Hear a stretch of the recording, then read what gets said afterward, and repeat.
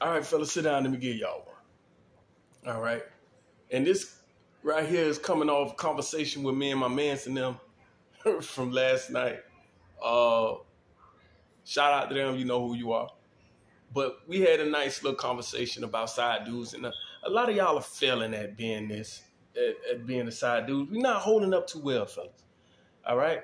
And this post can kind of go for women as well. It's kind of going to be like an ambiguous unisex, see from both sides, either or party, can play on this. But I'm going to give you some successful guidelines to help you be a successful side dude, side chick. All right. So, let's commit. Right. All right. Number one, stay out your feelings. All right.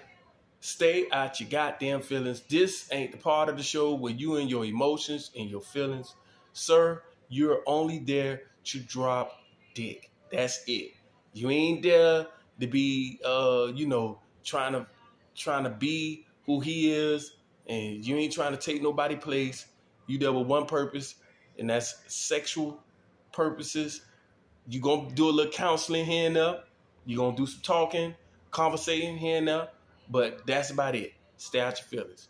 2, which leads to my next one, is learning, setting boundaries with your calls and your text messages.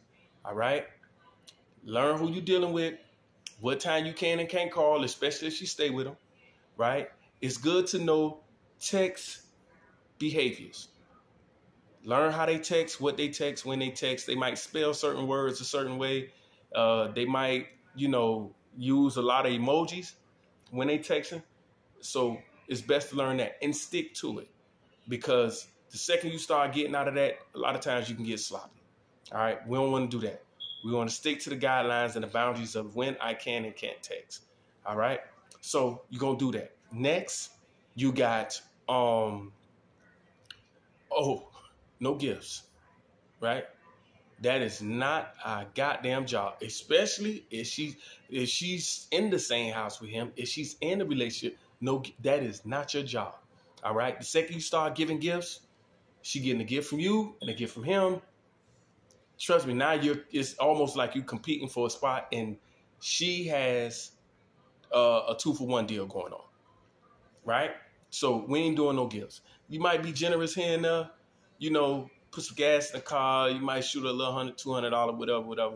You know what I'm saying? But by all means, refrain from gifts. All right. Which would lead to my next one is, no public outings, no family, friends, no children.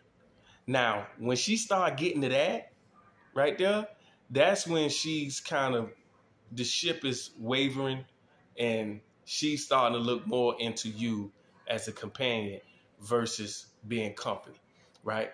You don't want to know the friends, the best friend. Oh, my best friend already know about you. Fuck her. I don't even care who this bitch is. Keep her over there. Always have attitude. You don't want to meet nobody, all right? You don't want to meet the kids because you don't want to be out nowhere. And they roll up on you. Oh, that's Uncle so-and-so. You don't want that, okay? Because you've been going around there seeing the kids, they with their daddy one day, and that's uncle. He like, that is not the goddamn uncle. Oh, we know him, and they high-fiving. No, you don't. So you don't want to play like that. Stay away from the kids, no gifts, text boundaries, and stay out your feelings. After that, I would like to tell you to refrain from bothering him, right? You are there. You are an advocate for peace. Okay, you are not there to break up that relationship by any means. You don't want that coming out your mouth. All right. When she gonna come to you, she gonna talk to you. He gonna sound like the worst dude in the world, but he's still there. So obviously it's something that he got that she want, right? Because she grown. She can leave whenever she want, right? By no means do you break that up.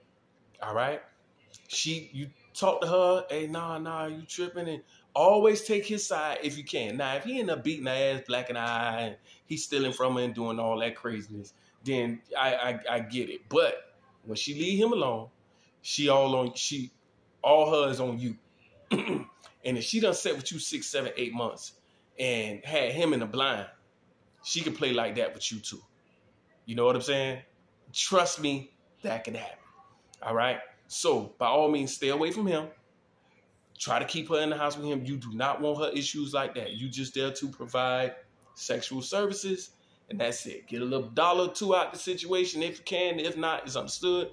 But all that texting him and sending dudes screenshots and calling him, popping up at his job, that is not. Women, hoes do that. Fellas, we don't play like that. All right? So you don't want none of them issues. I just had to drop this on y'all boys to give y'all like a little guideline, little guidance.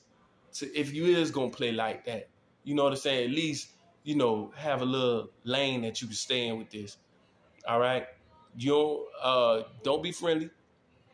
You don't want to meet the kids. You don't want to meet the sisters, mamas, none of that. You don't want to go no public outings. You don't want to do no birthdays. And I understand if you're being nice, you got it, whatever. But when you start buying gifts, you're in a relationship. When you start buying gifts, start seeing the friends, start seeing the children, you're in a relationship and you don't know it. All right? Oh, and try to be as clear as possible and make it known often that this is not a relationship. This is that, and what it is, and keep that in mind, because often when you start dropping that slab in her, she ain't gonna want you around another girl. She ain't gonna want to hear about you with another girl, even though she got a man at home and she live with dude. She hear you with another girl, you dropping that, what you dropping in her truck, she gonna have pressure. All right, so I just had to drop that on y'all boy real quick. But y'all go ahead and dwell on that.